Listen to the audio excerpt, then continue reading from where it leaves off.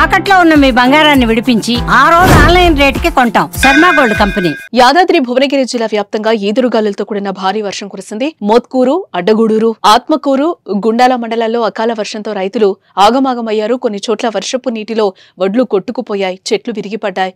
జిల్లాలో నెల రోజులుగా వరి కోతలు ముమ్మరంగా సాగుతున్నాయి. ఎక్కువ మంది రైతులు గ్రామాల్లోని కొనుగోలు కేంద్రాల్లో ధాన్యం పోసుకుని కొనుగోళ్ల కోసం ఎదురుచూస్తున్నారు. ఈ సమయంలో అకాల వర్షం రైతులకు కంట నీరు తెప్పించింది.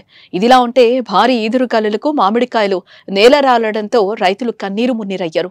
మోత్కూరు వ్యవసాయ మార్కెట్తో పాటు పలుచోట్ల కొనుగోలు కేంద్రాల్లో ధాన్యం తడిసింది. వరద నీటికి కొట్టుకుపోవడంతో రైతులు తీవ్రంగా నష్టపోయారు.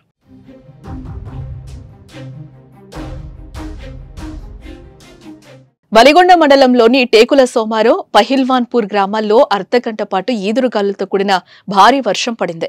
ఈదురుగాలులకు టేకుల సోమారం వద్ద భువనగిరి, నల్గొండ ప్రధాన రహదారికి అడ్డంగా భారీ వృక్షాలు విరిగిపడడంతో వాహనాల రాకపోకలకు అంతరాయం కలిగింది.